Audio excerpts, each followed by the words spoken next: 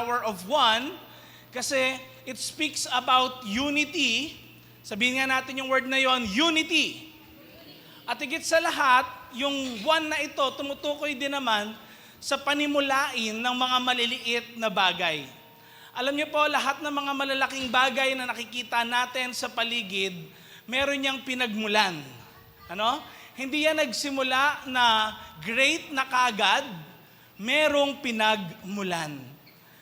And alam niyo po, bukod sa ang ibig sabihin ng power of one na yan ay unity, kailangan din nating tandaan na kung gusto natin magkaroon ng unity sa family natin, sa ating bansa, kailangan magsimula muna yon sa ating mga sarili. Sabihin mo sa katabi mo, kailangan magsimula sa iyo. Come on, sa kabila, sabihin mo, kailangan magsimula sa iyo. Amen. Now, alam niyo po, tayo po ay nabubuhay sa mundong ito na sineselebrate natin yung moments ng mga iba't ibang magagandang bagay, katulad ng viral success, o kaya merong mga massive movements na nangyari overnight and nagkaroon ng transformation pwede sa isang lugar, sa isang community, sa isang pamilya. Pero alam niyo po, ang katotohanan, lahat ng great na bagay nagsisimula sa isa. Kaya lang, na-feel mo na ba, next slide please, na parang isang desisyon or action na ginawa mo, parang minsan hindi nagkakaroon ng pagbabago. No? Parang members ng family mo, ayaw pa rin magbago, ikaw gusto mo nang magbago. Mga kaibigan mo, ayaw pa rin magbago, ikaw nagsisimula ka nang magbago. Kaya lang parang yung mga ginagawa mong action or steps ng change, parang walang nagiging impact sa iba. Meron ba tayong mga nararanasan na ganyan sa buhay natin? I believe meron tayong mga nararanasan na ganyan na kahit na anong gawin natin, parang walang nangyayari and we feel hopeless. Pero alam niyo po, kailangan wag natin maliitin yung mga bagay na yan kasi every great thing begins with one. Ulitin ko po sa inyo, every great thing begins with one. Ang topic po natin ngayon is begin with one. Sabi sa katabi mo, magsimula ka sa isa. Yan. Sabi po sa Zechariah chapter 4 verse 10, do not despise these small beginnings, for the Lord rejoices to see the work begin. Sabihin mo nga ulit sa katabi mo, begin. Yan, come on. Pwede ba kausapin nyo naman yung katabi nyo para talagang magkakilala na kayo? Ayan, sige. Begin. Sabi mo ulit, begin. Napaka-importante ng beginnings kasi hindi po makakapagtapos kung hindi nagsimula. Kaya lang, hindi naman talaga nagiging great or massive ang isang bagay kung wala pong small beginnings. Kung walang nauna na nasisimulan tayo. Tayo, di ba, madalas gusto kagad natin magkaroon ng pagbabago sa bansa natin, lalo na may mga nangyayaring ganyan na dalawang parties, hindi nagkakaroon ng unity, and marami rin ngayon, mga Pilipino, maraming opinion. Di ba? Masyadong opinionated na rin tayo dahil sa social media. And lahat tayo entitled to our own opinion, kaya lang, parang walang nangyayari sa mga opinion din naman natin. Walang nangyayari rin sa mga action na ginagawa natin. Pero let me tell you that in the Bible, wag natin mamaliitin yung mga maliliit na bagay na ginagawa nating mabubuti para makapag-influence ng ating community at maging ng ating mga pamilya. No? Kung gusto natin ng pagbabago, kailangan magsimula sa sarili natin. Amen? At magsimula ka sa maliit na bagay. Ano po yon? Isa pong, next slide, isang hakbang ng pagsunod. Ito po ang kailangan nating simulan sa ating buhay. Isang hakbang ng pagsunod. Alam niyo po, maraming mga instances sa Bible na maraming sumunod kay Lord. Ibig sabihin, sinundan kung ano yung inuutos niya.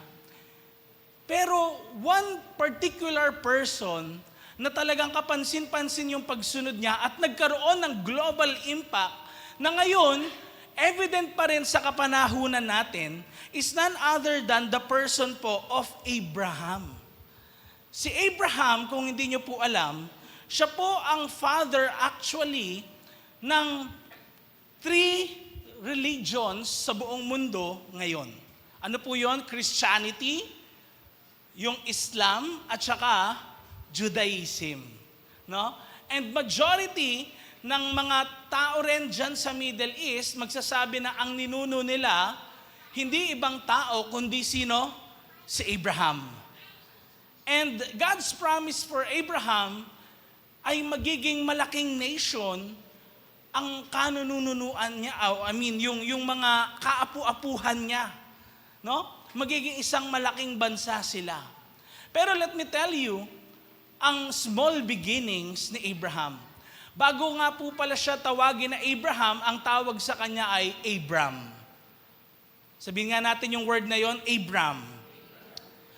Ang sabi po sa Genesis chapter 12, verse 1, beginning, pwede po ba nating sabay-sabay basahin ito? 1, 2, 3, go. Sinabi ni Lord kay Abram, iwanan mo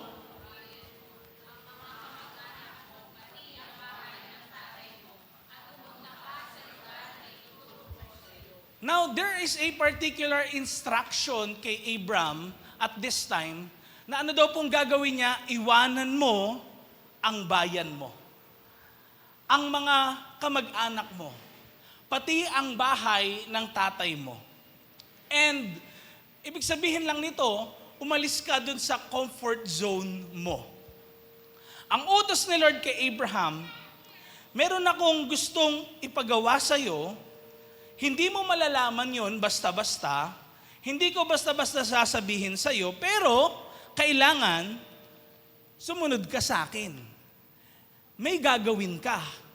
Kailangan umalis ka dun sa kung ano yung nakasanayan mo. Kung gusto po natin ng transformation, kung gusto natin ng nation transformation, kailangan magsimula sa atin yung ibang mindset na tayo po ay sumunod dun sa normal na kinabubuhay natin. Ibig sabihin, kung ano yung saan ka komportable, hindi yun yung gagawin mo. Kailangan you will step out of your comfort zone para sa ganon, may mangyari sa buhay natin. And most of the time we ask God, Lord, kumilos ka sa buhay ko. Lord, pagpalain mo ako. But we are so afraid to step out of our comfort zone. And let me tell you, mga promises ni God magaganda, pero sometimes, ang hinihingi sa atin ni Lord para matupad yung promises niya na yon, ay kailangan mag-step out tayo sa mga comfort zone natin. And tingnan niyo po, after this, nung sinabi ni Lord to kay Abraham, no? Pagdating po ng verse 2, ito yung pangako ni Lord. Tingnan nyo, no? Sabay-sabay nating basahin. 1, 2, 3, go. Bibigyan kita ng maraming anak at apo at magiging isang malaking bansa sila. Ibe-bless kita at para maging blessing ka sa iba. Tingnan nyo po this was written or this happened thousands of years ago. Pero pinag-uusapan natin sa kapanahunan natin. Pangako ng Diyos sa isang tao, nangyari nung una pang panahon, pero hanggang ngayon, sa iba't ibang sulok ng mundo, pinag-uusapan natin. Bakit? Ano bang ginawa ni Abraham? Humakbang lang siya ng isang hakbang ng pagsunod. Sinunod niya kung ano yung kagustuhan or yung plano ng Diyos sa buhay niya.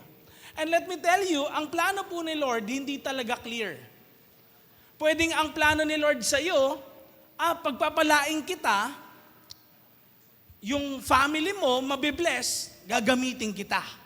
Kaya lang parang merong malaking question mark lagi sa isipan natin. paano gagawin ng Diyos yung plano niya. Tama ba? Tama? Yun yung malaking question mark sa atin. Pero hindi natin nare-realize, next slide, na si Abraham, siya rin, wala siyang clear map. Hindi niya alam na ganito dapat yung gagawin niya. Ito yung mangyayari sa buhay niya. Ito yung mga dapat niyang gawin. Tapos mangyayari yung pangako ni Lord. Hindi niya alam yon. Ang gusto lang ni Lord, gawin ni Abraham yung first step. Sumunod lang si Abraham na umalis dun sa comfort zone niya. And then the rest, si God na yung bahala dun. The way He will fulfill it, nakadepende sa una mong hakbang, pero yung mga susunod, si Lord na ang bahala dun. Sometimes, gusto natin, alam natin yung road, yung mga dadaanan natin, pero si Lord nga yung mag-guide dun sa road. Kailangan nga, gusto niya na magtiwala tayo sa Kanya dun sa journey na yon, kasi for sure, if alam natin yung journey na yon, hindi tayo susunod. Kasi sometimes the journey will not be easy. Sometimes, hindi talaga magiging madali. Pero kailangan pagdaanan para mangyari ang pangako ng Diyos sa buhay natin. Ang gusto lang ni Lord, sumunod ka sa Kanya. Gawin mo yung unang step. Pwedeng maraming pangako si Lord sa buhay natin. Gusto niya na mag-succeed ka sa pag-aaral mo. Pero kailangan mag-take ka ng first step. Amen? Kailangan, syempre, kung gusto mo talaga na mangyari rin yung pangako ni Lord sa buhay mo, hindi yung tatambay ka. Amen? Kailangan mag-e-enroll ka. Kailangan papasok ka ng klase mo. Pero yung babayaran ng tuition, yung mangyayari na pagsagot mo sa mga exams, mga gagawin mo sa school, si Lord ang bahala doon. Basta gawin mo yung first step. Sabi sa katabi mo, take the first step. Alam niyo po, pwedeng next slide, tinatawag tayo ng Diyos na mag-start sa isang bagong ministry. No, pwedeng dati may naging ministry ka o kaya wala ka namang ministry na ina-applyan sa church, di ba? Pero baka this time, ang word ni Lord sa iyo, isang salita ni Lord sa buhay mo, ay mag-apply ka sa isang bagong ministry or mag-apply ka sa isang ministry. Siyempre, kung pangako ni Lord na i-bless kita, gagamitin kita sa maraming mga tao through this ministry, kailangan mag-apply ka. Hindi pwedeng hindi. Amen? Kailangan meron kang first step. Anong first step mo? Kukuha ka ng application kay Ate Gams. Amen? At hindi basta kukuha lang. Mag-fill up ka at ibibigay mo pabalik. Hindi yung kinuha mo lang, kopya mo lang, baka sa susunod na lang. Hindi ganon. Kailangan, you must take one step. Again, take one step. And next slide, baka pwede rin naman ang pangungusap sa iyo ni Lord, tinatawag ka niya na magpatawad sa isang tao. Kasi gusto niya magkaayos yung relationship nyo. Gusto ni Lord buuin yung nasirang trust sa family mo, sa mga kaibigan mo, sa relationship mo ngayon na pwedeng may lamat na. Sometimes the Lord is calling you na magpatawad ka dun sa isang tao. Kaya lang, hirap ka kasi nga, ang comfort zone mo, hindi ikaw yung unang lalapit. Tingnan niyo, again, ang comfort zone natin, yung hindi natin madalas ginagawa. Yung gusto natin, easy na lang lagi. Pero hindi pwedeng mangyari yung pangako ng Diyos kung gusto natin yung easy way. And there is no easy thing in life. kung gusto natin ng easy, walang mangyayari. Nasanay na kasi tayo sa mundong instant. Di ba? Instant coffee, instant noodles, lahat instant. And most of us, ayaw na nga natin pumila ng mahabang pili. Tama ba? Noong ako po ay college sa PUP, alam nyo naman ho, doon talaga pipila ka hanggang 6th floor. Nasa first floor yung pupuntahan mo, pero dahil sa haba ng pila, paikot ng paikot, umaabot ng 6th floor yung pila. But let me tell you, it is a good thing na natuto ka na pumila. Bakit? Nare-recognize mo yung hardships or trials of life. And you will take everything, every good thing na talagang precious sa'yo. Hindi mo siya iti-take for granted. And the Lord wants us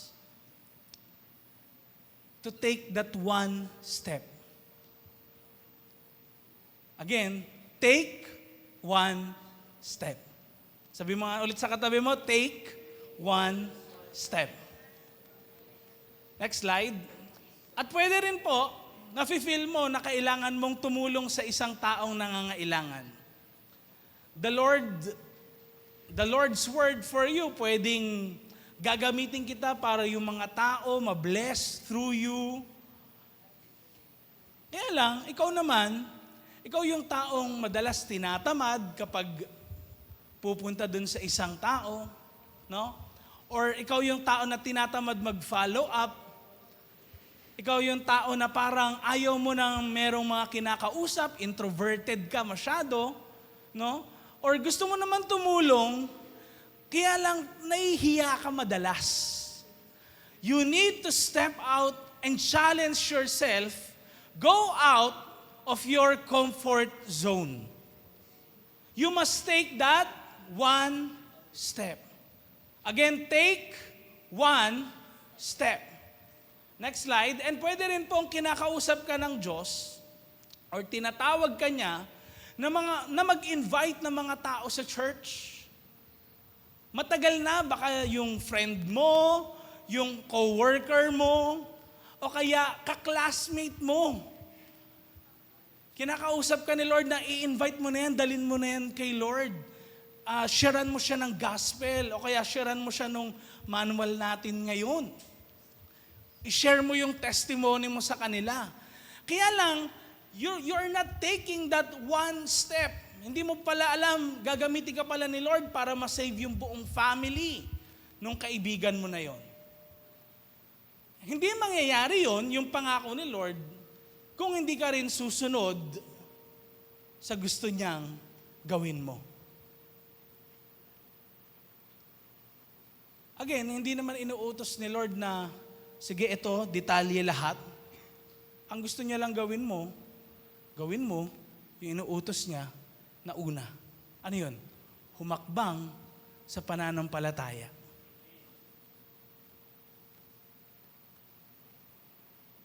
Hindi po tayo pinapahirapan ni Lord. Actually nga, pinapadali niya pa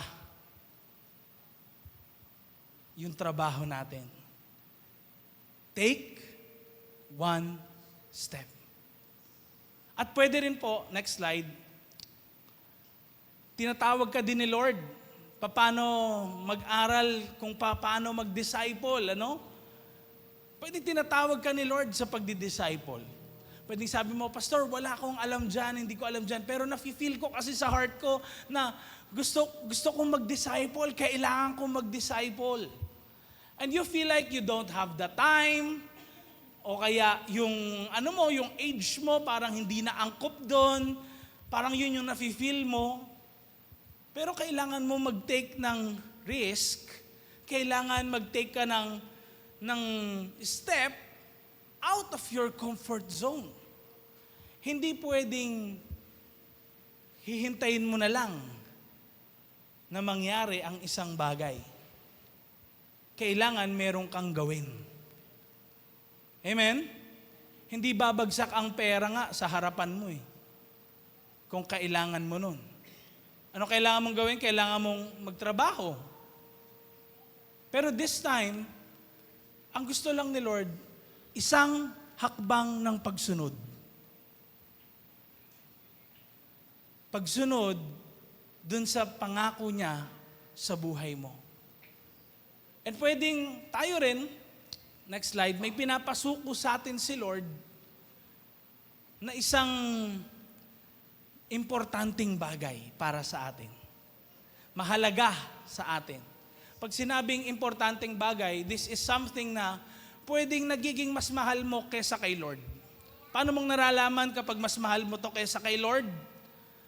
Ito na yung unang-una mong nilalapitan, pinupuntahan, iniisip, rather than lalapitan mo si Lord una sa lahat sa buhay mo. Actually, hindi lang bagay ang pwede maging Diyos, kundi pwede rin po tao. Of course, normal yun na lumapit tayo sa tao para humingi ng tulong. Amen? Pero try mo kaya unahin mo muna si Lord, lumapit ka muna sa Kanya bago ka lumapit sa iba.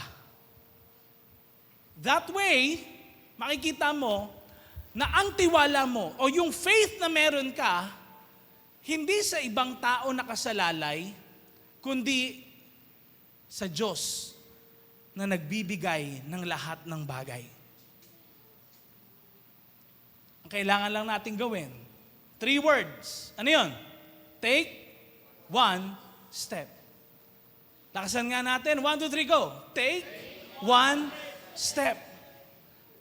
Number 2, kailangan din, syempre, kung gusto natin magkaroon ng transformation, hindi lang sa buhay natin, kundi sa bansa natin. Just imagine, di ba?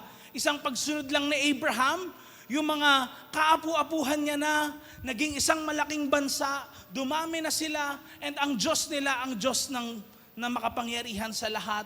And lahat sila, talagang nagkaroon ng malaking impact sa society natin.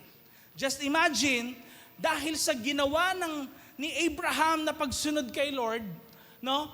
Etong si Abraham na to, pinagmulan ng napakaraming mga tao na talagang nag-contribute ng malaki sa society natin.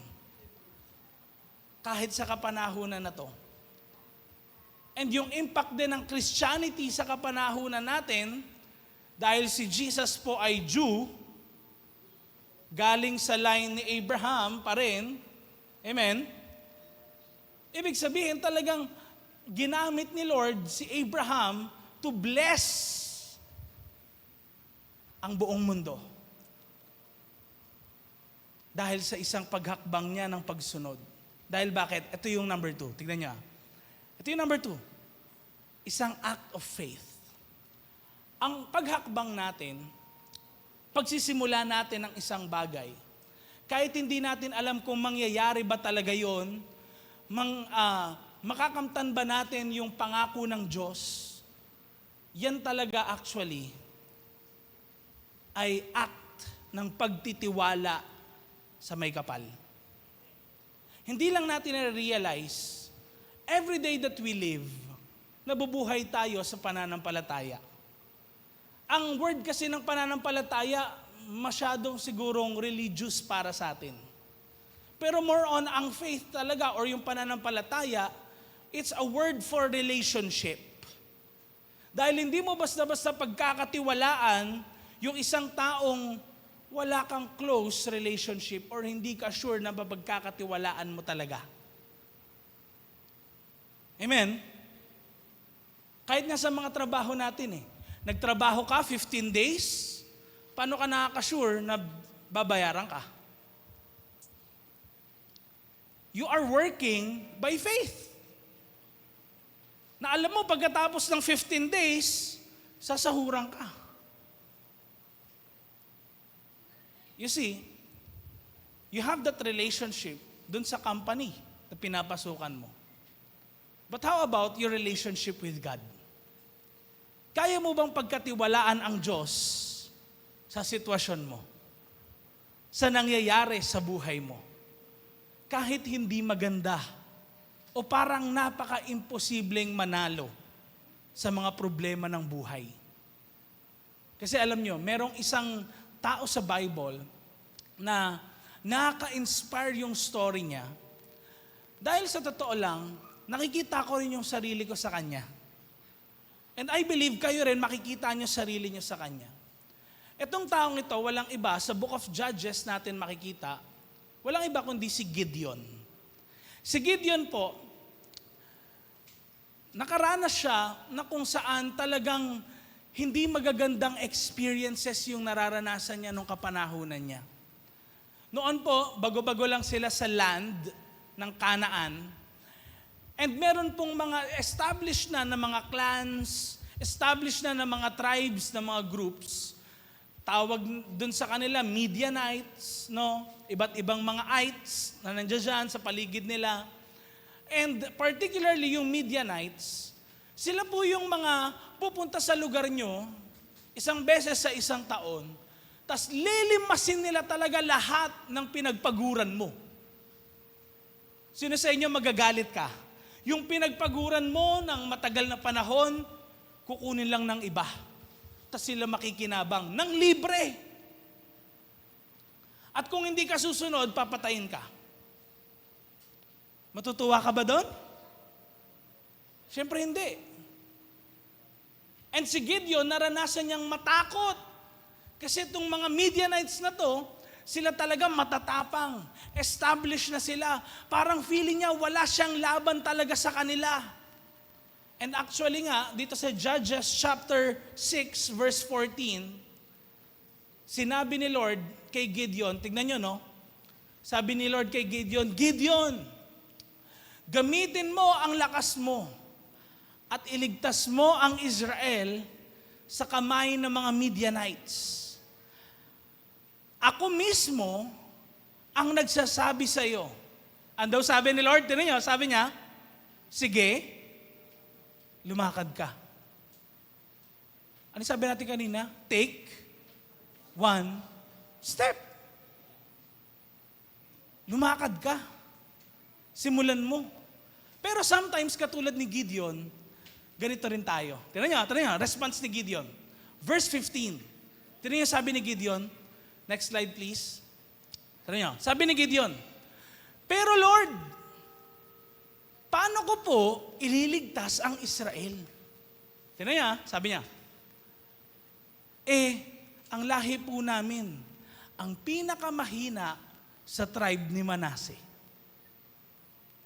Sometimes katulad ni Gideon, nakikita natin yung capability natin, parang hindi naman natin kaya yung sinasabi ni Lord na pangako niya sa buhay natin. Parang, pangako ni Lord, gagamitin kita, ibe-bless ko yung family mo sa pamagitan mo. Tapos ikaw, naisip mo, ako yung pinakamahinang ulo sa aming magkakapatid. Di nga ako nakagraduate ng college. Nakikita nyo? Sometimes, dinadown natin yung sarili natin, pero hindi yun yung nakikita ni Lord sa buhay natin. Inaakala natin, ang capability natin, mababa lang, pero nakikita ni Lord yung potential natin pala. Amen? At may nakita si Lord kay Gideon, kahit na ganito, na marami siyang mga excuses. Tingnan niyo pa yung sabi niya, tapos sa pamilya namin, ano daw? Ako yung, ano sabi niya? Pinakamababa. Hindi ako katulad ng mga kapatid ko, pastor eh. Sila, mga magaganda na buhay nila eh. Hindi ako kasing galing ng ate ko o ng kuya ko eh. Pwedeng nako-compare mo yung sarili mo sa members mo ng family, sa ibang mga tao na nasa paligid mo. But let me tell you, si Lord, hindi siya mahanap nung parang tao na hindi kayang gawin yung iniisip natin na kaya nilang gawin yung bagay na yun. Ang hinahanap niya yung mga tao na susunod at magtitiwala sa Kanya. Alam niyo po, napakaraming mga taong tinawag ni Lord sa Bible, ang dami namang issue sa buhay. Hindi sila mga perfect na tao. Alam niyo po, pag binasa niyo yung Bible, nakakatuwa. Nakaka-encourage. Bakit? Biruin mo, mga ginagamit ni Lord ng mga tao sa Bible, mga imperfect, mga tao na kung saan ang dami rin nilang flaws, ang dami nilang mistakes, and yet, sumunod sila kay Lord, hindi sila yung nag-glorify, kundi si Lord kasi hindi talaga nila magagawa yun kung sila lang. Pinakita ni Lord na pagkasama niya, kasama nila si Lord sa buhay nila, aba, pwedeng mabaliktad ang isang sitwasyon. Kaya in whatever situation we are right now, sinasabi ni Lord sa atin, verse 16, tignan nyo, ano sabi ni Lord kay Gideon? Tignan nyo, sabi niya, kasama mo ako, kaya madali mong matatalo ang Midianites. It's as if sinasabi ni Lord sa'yo, palitan natin Midianites ha, yung problema mo ngayon. Kasama mo ako, kaya madali mong matatalo ang mga problema mo. Marami kang anxieties, ang dami mong fear sa buhay. But the Lord is saying, kasama mo ako. Nakikita mo, ang dami nila. Nakikita mo, ang liit-liit mo. Hindi, you have me. Ako, mas greater ako sa kanila. Kung na nakikita mo, kasing laki ng barko, yung problema mo, kasing laki naman ng dagat. No? Ang kapangyarihan ng Diyos sa buhay mo. Kaya sabi niya, tingnan nyo, parang isang tao lang ang kalaban mo. Yes, totoo, na marami talaga sila, pero naging mahina sila sa harapan ni Gideon at ng 300 lang po na soldiers na lumaban sa halos 20,000 na Midianites hanggang 40,000 na Midianites. Nanalo sila. So just imagine, Gideon, next slide, wasn't perfect. Baka katulad mo, no? Nafe-feel mo rin to. Insecure ka. Nakikita mo lahat ng flaws na meron ka. Pag humarap ka sa salamin, failure ako. Yun yung nakikita mo. Takot ka. And doubtful ka na pwedeng isipin mo, gagamitin ba talaga ako ni Lord? Mangyayari kaya yung pangako niya sa buhay ko? Mangyayari kaya yung pangako niya sa pamilya ko? Oo nga, hindi perfect si Gideon, katulad natin. But the difference is, Gideon obeyed once. He took that one step. Hindi tinuruan ni Lord si Gideon, okay, paglalaban kayo, ganito ha. Ganito gagawin nyo. Hindi. Ano sabi lang ni Lord kay Gideon? Lumakad ka. Lumakad ka. Simulan mo. Simulan mo na huwag ma-insecure, huwag matakot, kasi kasama mo ako, sabi ni Lord sa kanya. And ganun din si Lord sa situations natin. Mga kapatid, pwedeng ikaw yung unang Christian sa family. And yung faith mo, pwede makapagpabago ng generations to come.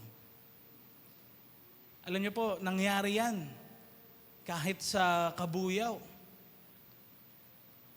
Isa lang na born again sa family, lahat maate na ng church. Kahit dito rin sa church natin, sila lang yung unang Christian sa family, ayaw pa sila pa-attendin. Pero isang tao lang na sumunod kay Lord, who obeyed once, nagtiwala kay Lord kahit tingin niya mahirap, insecure siya sa maraming mga bagay. Doubtful siya kung talaga bang gagamitin siya ni Lord para mapanalo yung family niya at makakilala sa Lord mismo yung family niya. Pero tignan nyo, umaaten na ngayon.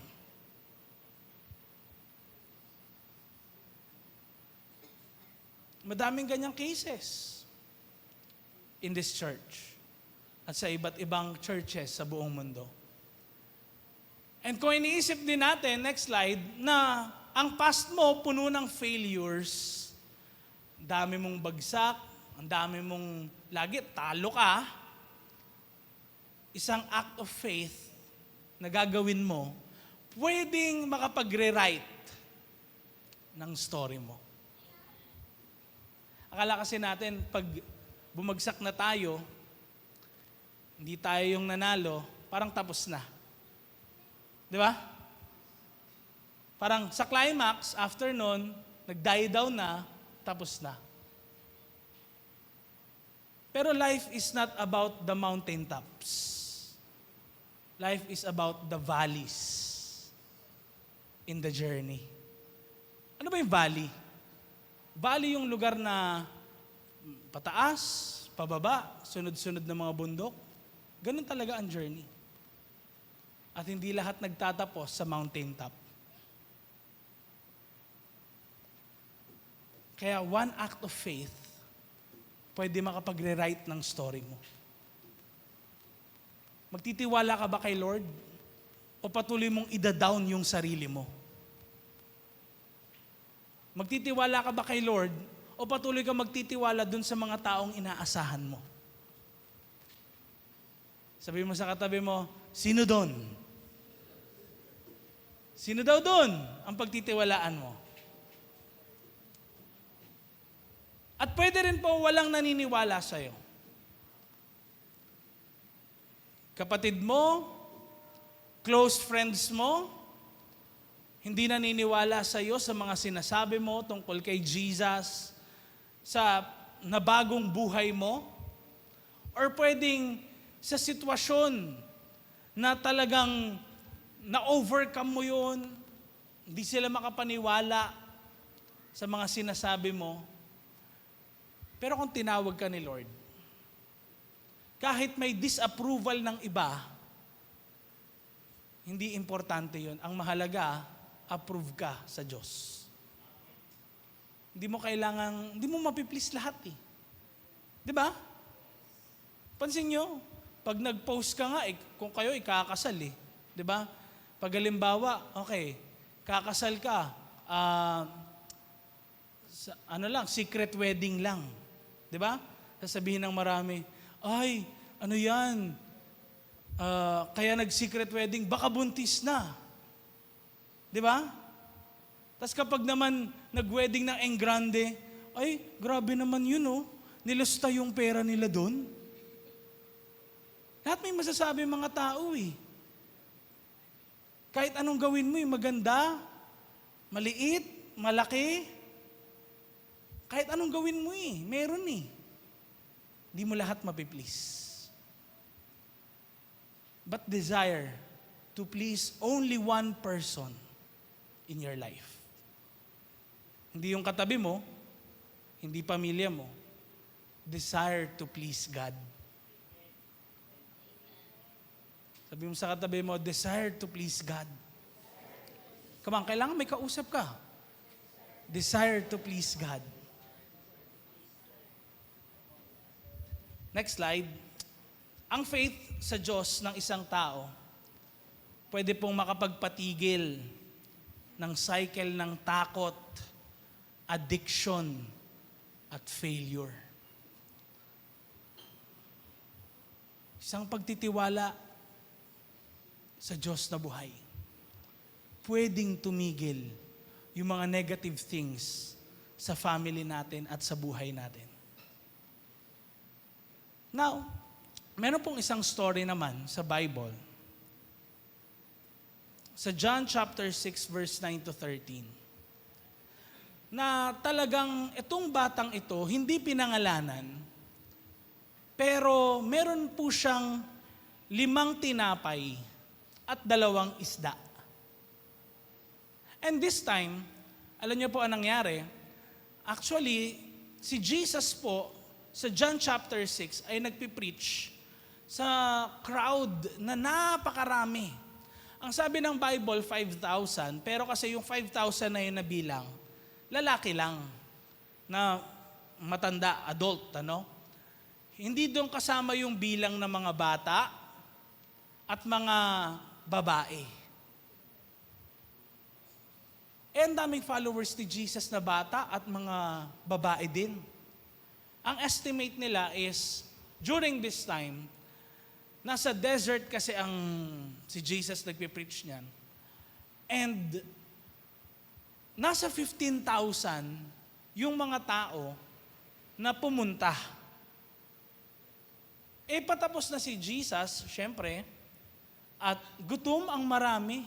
Sino sa inyo gutom? Ngayon. O busog pala yung marami sa inyo. Sino dito? Maraming kinain kaninang tanghali. Wala pa kinakain. Meron pa ba? Wala. Alam nyo, gutom yung marami. Tapos, sabi ng mga alagad, Lord, sige, kung gutom sila, pauwiin na lang natin sila. Punta sila sa mga cities, villages, doon na lang sila kumain. Pero sabi ng Lord, hindi. Anong meron tayo dyan na pagkain? Sabi ni Philip, Lord, ito, may isang bata. Here is a boy. May 5 loaves of bread and merong 2 isda. Actually, pwede na ngang solohin yun ng bata eh. Kayo ba, nakakailan ba kayong pandesal sa isang araw? 10. Ito na lang. Tanungin ko kayo. Kung hindi kayo kakain buong araw, yung mafe-feel nyo talagang busog na busog kayo, hindi kayo makakakain, ilang tinapay yung kaya nyong kainin? 30. Hindi, honest lang. Yung honest lang. Come on. Di ba? Ito tingnan nyo. Ang sabi po dyan actually sa John chapter 6, ang nangyari po minultiply ni Lord yung binigay ng bata na yan. And busog na busog sila lahat.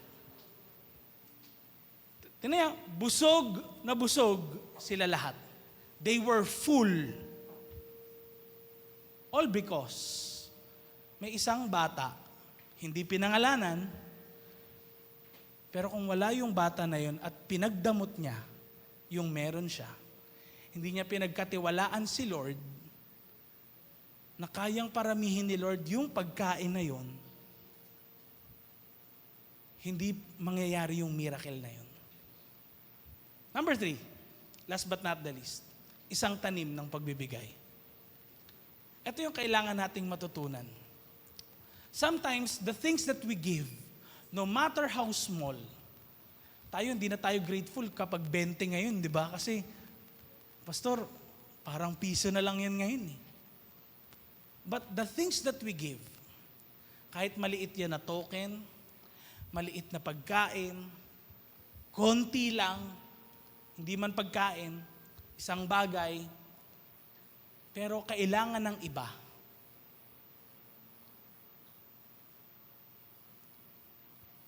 Huwag niyong isipin na hindi yan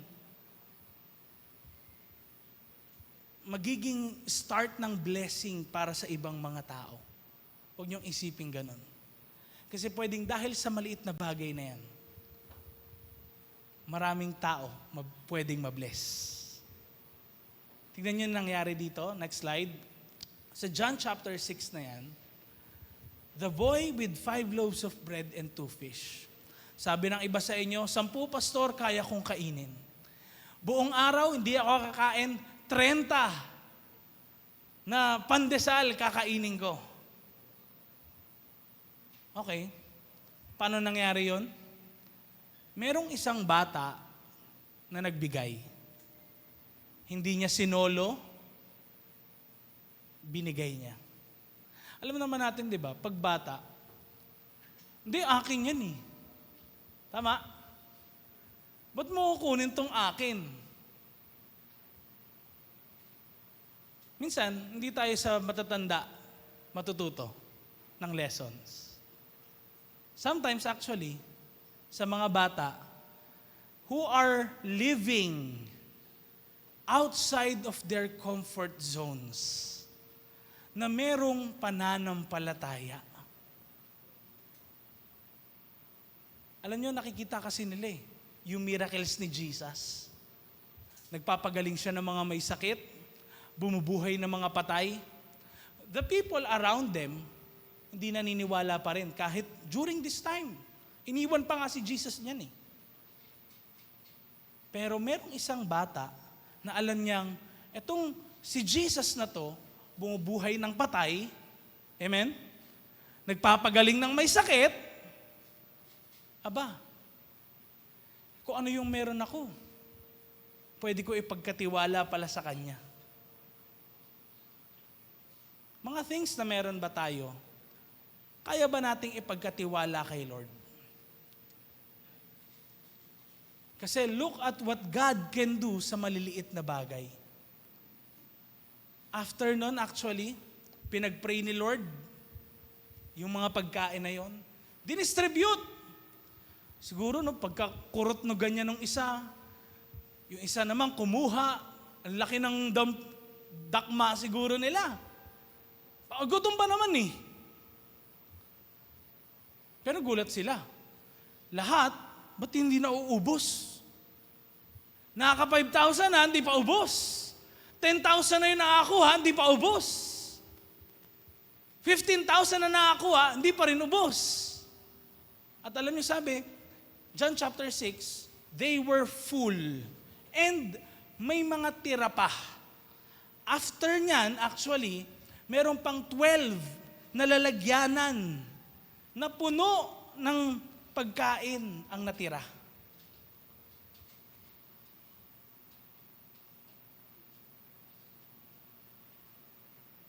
So just imagine what God can do sa maliit na bagay. Next slide, huwag mong i-underestimate ang kayang gawin ng Diyos sa kaya mong ibigay. Lord, lalakad ako sa pananampalataya. Lord, ito lang yung kaya ko eh. Tama. Kung ano lang yung kaya mong ibigay. Yung bata, yun lang kaya niya. Pero yung kaya niya, hindi simpleng kaya lang. This is talking about sacrificial giving. Ibig sabihin, kung anong meron ka, no matter how big or how small it is para sa'yo, ipagkatiwala mo kay Lord. Lahat ng tinatanggap mo, lahat ng meron ka, ipagkatiwala mo kay Lord. Next slide. Kasi bakit? Sa kamay ng Diyos, it multiplies. Again, sa kamay ng Diyos, it multiplies. Kanino mo ine-entrust ang mga bagay na meron ka? Hindi lang pera, bagay na meron ka. Cellphone mo ba? Pinagkakatiwala mo ba talaga kay Lord yan? Talaga bang si Lord yung naghahari sa buhay mo kapag umahawak ka niyan? Wallet mo, pinapasakamay mo ba ng Diyos yan? Mga bagay na meron ka, na-entrust mo ba kay Lord? Just like yung batang to, kung ano lang yung meron siya, binigay niya kay Lord.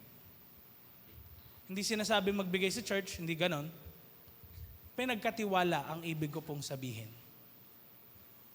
Dahil sa pinagkatiwala niya sa Diyos ko anong meron siya, it blessed hindi lang siya, kundi yung mga tao sa paligid niya. And alam nyo, kahit sa mga munting pagbibigay natin, di natin alam, maraming nabibless through us. Ikaw nga lang, magpagas ka nga lang, tapos magpapabulkanize eh. Magbigay ka ng kahit hindi 20, 50 pesos dun sa nag-vulcanize. Aba, uuwi siya. Meron siyang dalang donut o ano man na pasalubong dun sa anak niya. Matutuwa yung anak niya. End up, yung nanay matutuwa kasi tuwang-tuwa rin yung nanay. bubutihin ni nanay yung paglalaba dun sa kapitbahay. Hindi natin nare-realize yun eh. As matutuwa yung nagpalaba kasi ginawa talagang mabuti nung pinalaban niya yung damit. Nasa good mood yung may-ari. Tutulong din yung may-ari na yun sa iba. Hindi natin nare-realize kung ano yung small things na pwedeng binigay natin sa iba, ano yung nagiging impact niya sa society. Di ba ang sarap sa pakiramdam ng nabibigyan? Amen? How much more, hindi lang natin nafe-feel, pero pag pala tayo nagbibigay, nakapagpasaya rin tayo ng maraming mga tao. At pwedeng sa pagbibigay mo, maraming tao ang maapektuhan in a good way. Amen? Ano yung pangalawa dyan? Ginagamit ng Diyos ang maliliit na bagay para magkaroon ng malalaking impact. Huwag ho nating isipin na si Lord lagi nakatingin dun sa great. Kasi kung great na, ang hirap minsan nun eh. Hirap na makorek. Minsan nakikita na lang ng mga taong tingin nila magaling sila, sa kanila yung achievement. Hindi na nila i-recognize si Lord sa buhay nila.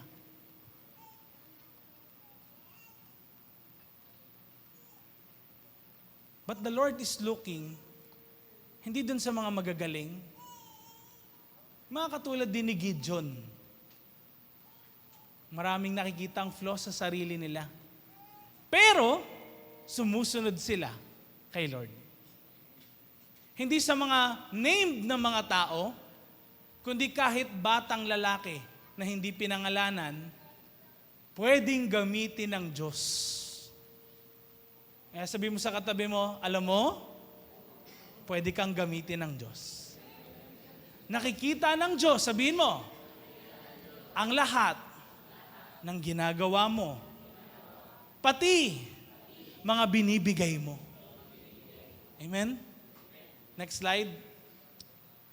Kaya ang sinimulan mo ngayon, pwede makapagpabago ng future.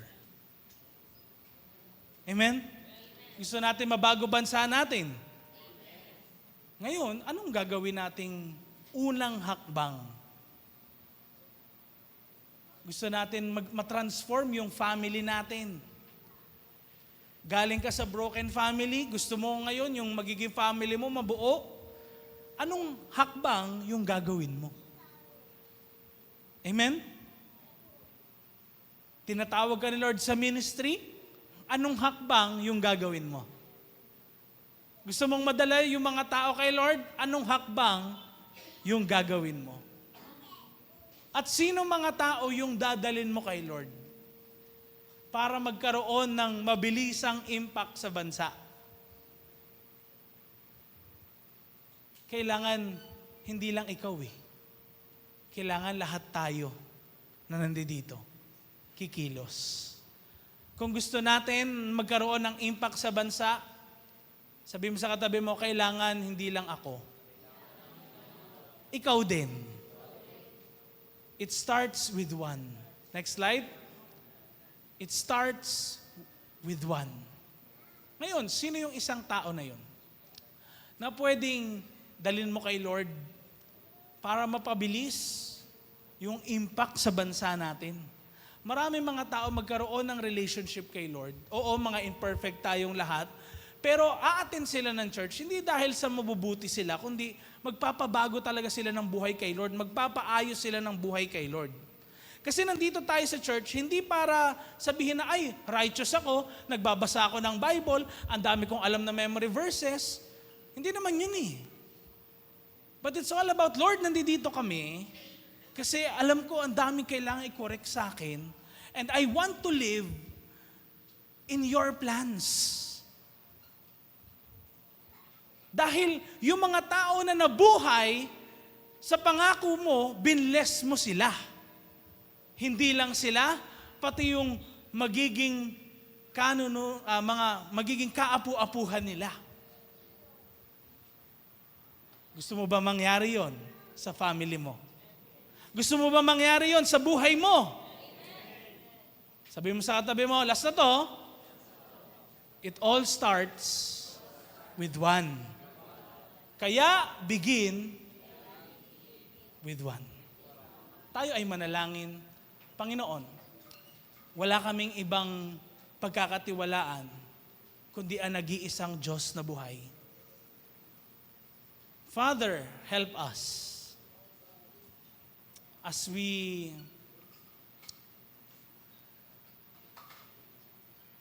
experience, Lord, yung mga nangyayaring to sa bansa namin, sa family namin, sa relationships namin. Tulungan niyo po ang bawat isa sa amin. Bigyan niyo po kami ng courage na humakbang ng isang hakbang. At higit sa lahat, Lord, talagang lumakad kami sa pananampalataya. At magbukas kami ng puso sa iba para magbigay at tumulong. Lord, gusto namin ng nation transformation. Gusto po namin ng life transformation. Tulungan mo po kami. Alam namin hindi po ito magsisimula kung wala rin magsisimula. Kailangan talaga itong magsimula sa buhay namin. Lord, nawa po ang iyong mga salita ay talagang maitanim sa puso ng bawat isa. May mangyari, Panginoon, sa narinig namin. Hindi lang basta narinig tapos wala kaming gagawin, kundi ma-apply namin ito sa aming buhay. Sa mga tinatawag mo at meron kang pangako sa buhay nila, Lord, dalangin ko po, humakbang sila sa pananampalataya. At anuman, Panginoon, yung humahad lang para makasunod sila sa iyo, Lord, alisin mo po ito. Kaawaan mo po ang bawat isa sa amin. At maranasan namin ang pagpapalang nilaan mo sa aming mga buhay. Lord, walang ibang Diyos na itataas kami sa lugar na to, kundi ikaw lang. For you are God alone. In Jesus' name. Tayo lahat magsabi na, Amen and Amen.